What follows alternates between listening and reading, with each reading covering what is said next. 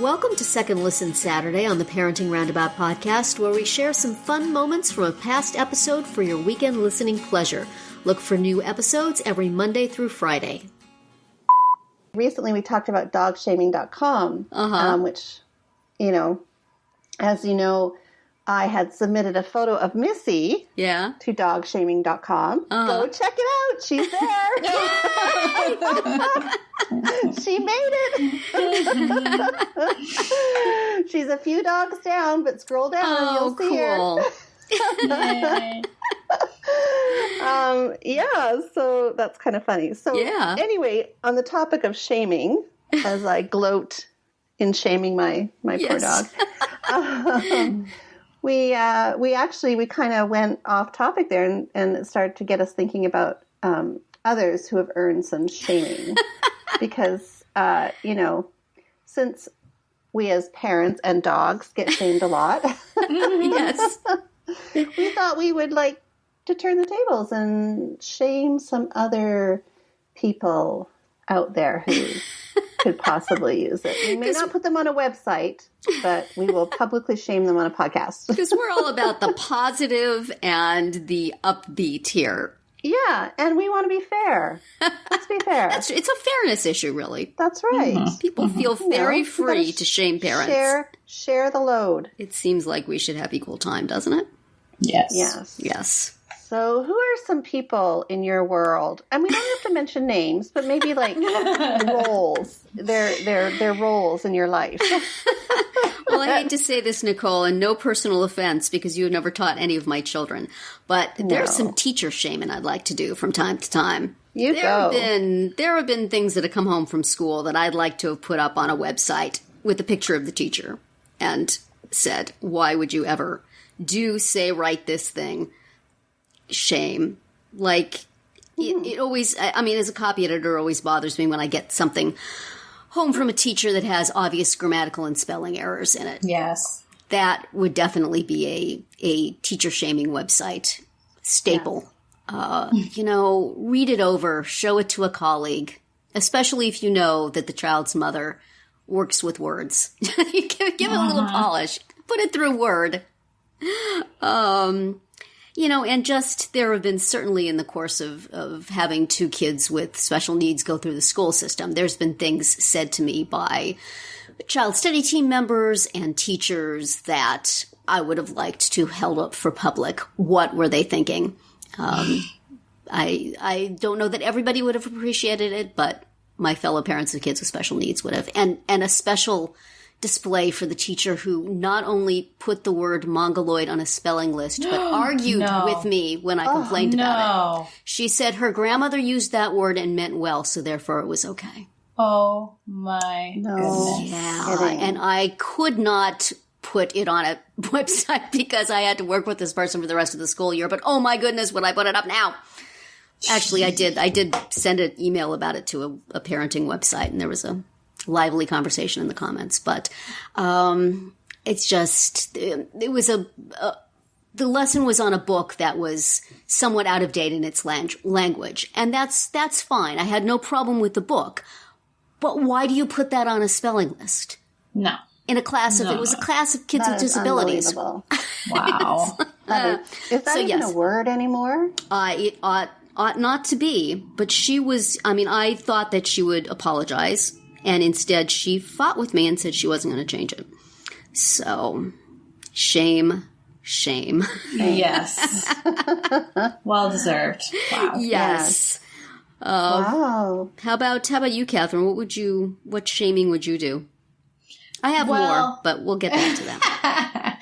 I would like to go for that old standby, other drivers.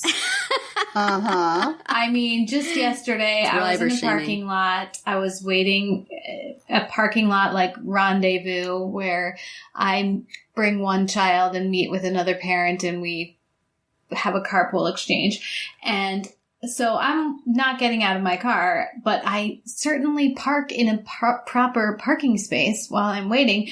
And in front of me, I can see a person who has literally parked in 4 parking places at once.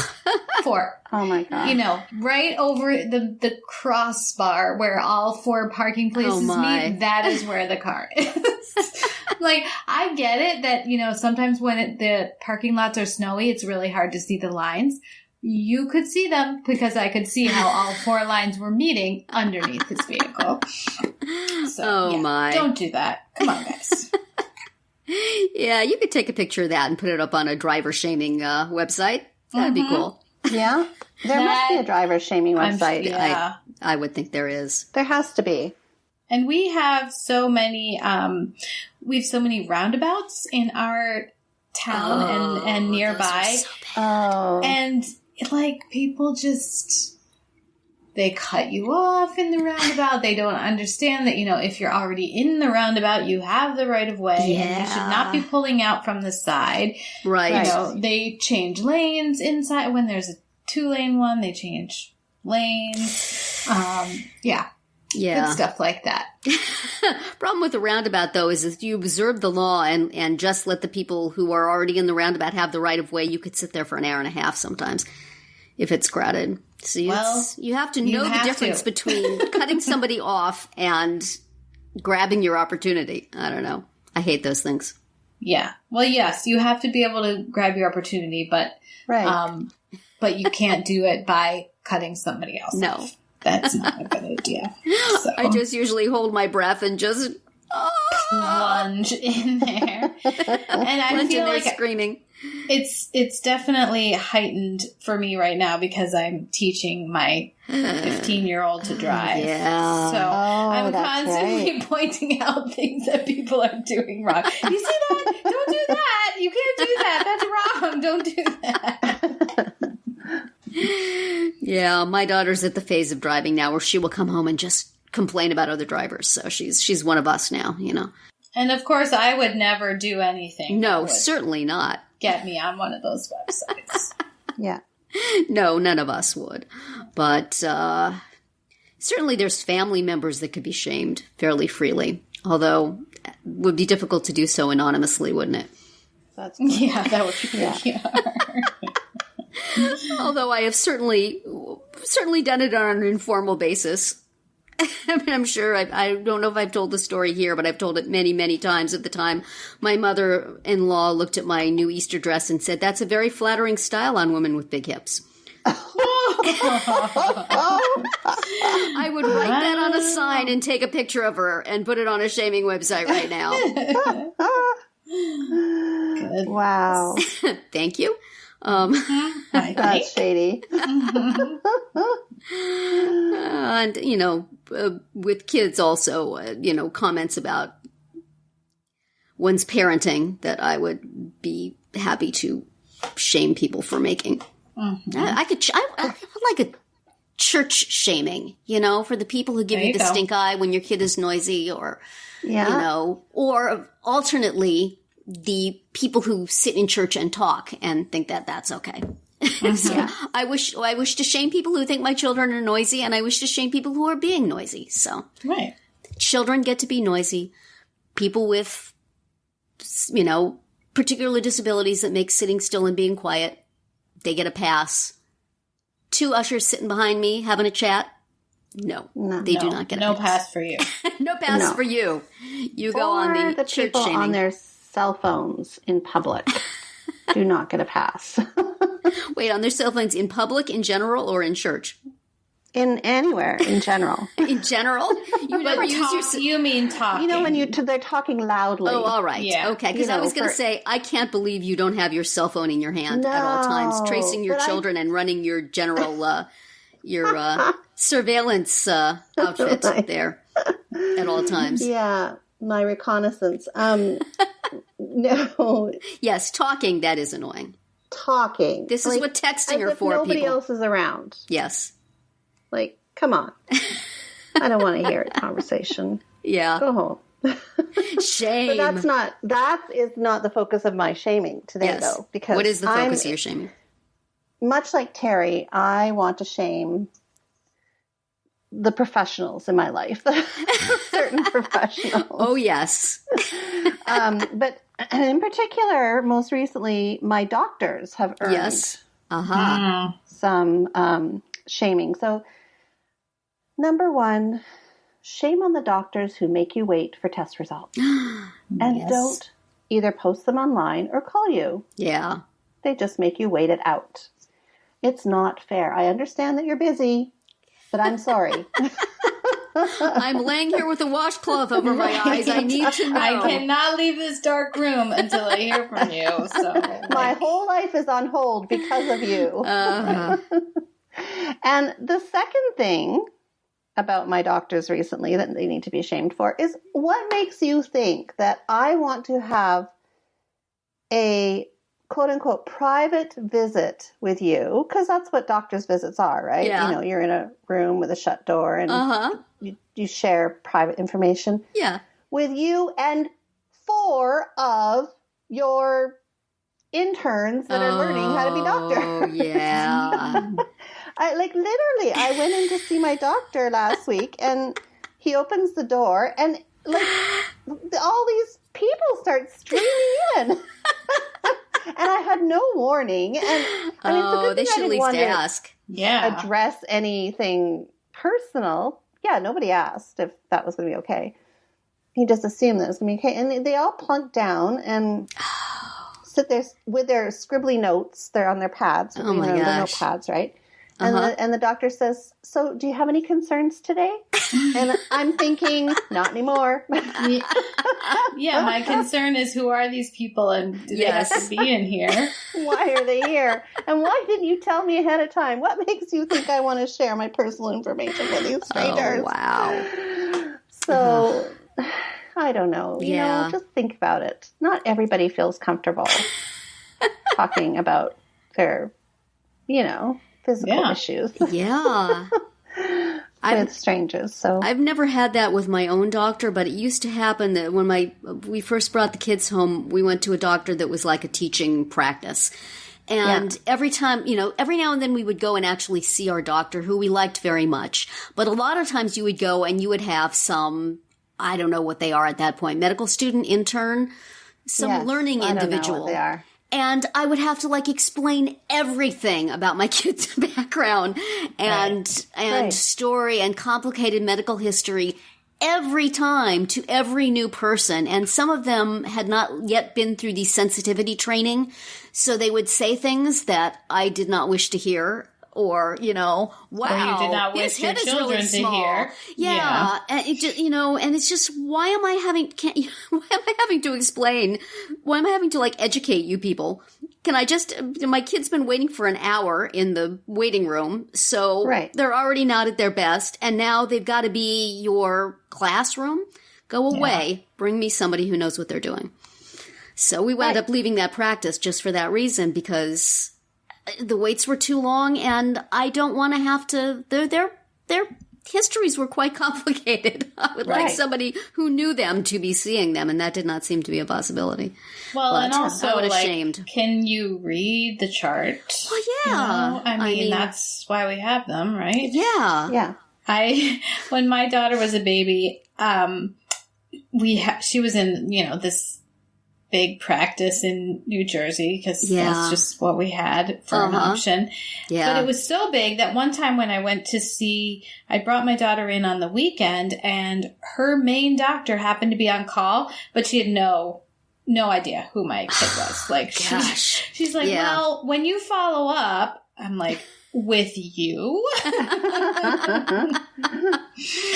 And wouldn't that be super obvious if you look at her chart for 10 seconds that you're the primary provider? How do you not know that? It's not good. Yeah, that's a shame moment for sure. And we wound up going to a smaller practice and I wrote them a letter saying, we're leaving you and this is why. And I wish you success, but not further growth, because you're out of control. Yeah. Did they respond? No, but I sort of knew somebody who worked there, and I got the impression that they were not impressed with me. So it's I'm sorry, but there were so many things I liked about that practice. I mean, there's good and bad things about big practices, but at some point you just, some kids need a little more individualized attention. Yes. Yeah. So, well, and so do some adults. Absolutely. I'm sorry, but yeah, I mean, to be having a private conversation with your doctor in front of your doctor and a bunch of people. Yeah. Extra and people. I respect the heck out of him. And I know that it's a teaching hospital, but just give me a heads up, please. You know, so I can be prepared. That would have been easy.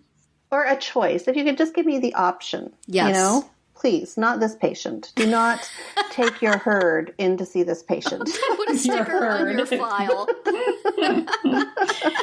No herds, please. Yeah. Nicole is sensitive to herds. Please. You know, I bet if you had a Beverly Hills doctor, they wouldn't do that. Right? Like your Beverly Hills like your mammogram. My mammogram lady. That's what you need, is you need that special touch. I do. I need the boutique. You need the experience. Boutique. And so if there's any extra personnel, they're just bringing you a glass of wine and then they leave. Yeah, I need to be handled with care. I'm sorry. And I'll pay for it, too. I don't want to be treated like just, anybody else. Shame. Yes. So let's turn the tables now. Let's not. People. Wait a minute. Do we really have to? Yeah, it's time. If we can give it out, we got to be able to take it, right? Well, I feel like I'm taking it pretty much all the time. Have you ever done anything that you could be shamed for? Catherine, Terry? Come on, fess up. Well, I've certainly had shame applied to me by others for things that I do not necessarily know that I should feel shame over. That is not the question that was asked. Come on, you have to be introspective here. I would say that perhaps I could be shamed for the degree to which I do triage with my kids and decide things I am just not going to fight over, such as my son is 24 and still sucks his fingers. And I'm still not doing anything about it. Well, didn't do anything about it when he was 4. Didn't do anything about it when he was 14. Not doing anything about it now. There are bigger fish to fry. But I can certainly imagine somebody shaming. I feel like maybe I should have. I don't know that I feel ashamed, but there are things that my kids do that probably somebody should have stopped at some point. Yes, I'm there. I'm there with you on that one. I try really hard to feel bad about it, and I don't. Perhaps I am beyond shame. I do feel bad. Maybe there are things I feel bad about. But I don't necessarily do anything about it. See our last week's conversation. Yes. But, I mean, I'm a little ashamed that I don't spend more time doing stuff with my kids. I work so much, and sometimes I allow work to get me off the hook on things, which I probably should be doing. So that's a little shameful. Yeah, see, your dog agrees with me that that's a bad thing. There you go. Yes. One of those things being not walking the dog. And so I think Missy can tell through the phone lines that's what I'm talking about. Yeah. I should remember that my dog is also not getting enough of me. Well, she's piping up in collusion with you because she knows that I don't walk her. Yes. So, and I also we're all ashamed of that. I could be shamed for not being, training, keeping up with the dog training and all that stuff. Yeah. But it's hard. I have reasons. I'm just saying. We're completely justified. And there's two of them. There's two of them. There's only one of me. That's the hard part. Yeah. It's hard to, kind of reflect on, okay, maybe I should have. Well, no, it's not that hard. It's pretty obvious. I don't know. Yeah, no. I'm ashamed of the amount of dust in my house. Somebody could take a photo of just like the inches of dust and shame me for that pretty good. Housekeeper shaming. Housekeeper shaming. Absolutely. Housekeeper shaming. I would be a staple of that. I am a horrible housekeeper. And every time I try to actually do something, I feel like I only make it worse. So, what the heck? Well, I know that I've been playground shamed. Yeah. And school shamed. from other parents for my lack of attendance on field trips, as you all know. That I refuse to I would do shame that. you for that. Yeah, but I have my reasons. Yeah. Don't we all always? Yes. So, yeah, I could probably be shamed for that. And the fact that I don't go to their back-to-school nights. You should always go to back-to-school night. Yeah. It's all the fun. Terry's going to provide all the shaming you need. I know, right? We shall shame each other. Probably we should be shamed for sharing so much information about our families on our podcast. Yeah, they did not sign a waiver or a disclaimer of any sort. Only they knew. And we are just exposing them. Yeah. Well, that's the price they pay for all of the parenting and caregiving we have that's given true. them. Did they not read the fine print on the contract, which says that we can talk about them whenever we want to? I wonder if there was like fine print on some form you filled out at the doctor's office, Nicole, that said we can bring in students anytime we want to. I bet there was. There probably was. Because it was it's a teaching hospital. I'm sure that I did sign something. Yeah. But still. Anyway. It's still wrong. Yeah, still, I feel like at least bring in a glass of wine. At least a mention that this is going to happen would be welcomed. Yes. If they would serve whiskey, though, it would all be okay. Yeah. And a towel. Whiskey and a towel. If they would turn the lights off in the room, that'd be good. And they'd probably get a better blood pressure reading, too. That's true. That's true. So, anyway, I'm sure, I mean... Isn't that so sad, though, that we're so hard on ourselves and one another? Yes. Well, we don't seem to be quite hard enough on ourselves, do we? Any shame we feel is shame that other people would apply to us that we really think we don't deserve. Other people and creatures would apply for us. My dog gives me a shame look quite frequently. So this conversation didn't really go in the direction that we intended it to, because obviously we're not very good. It's podcastershaming.com now. Yes, we're bad at shaming and we're not ashamed. Well, we're bad at shaming ourselves. We're excellent at shaming others, so.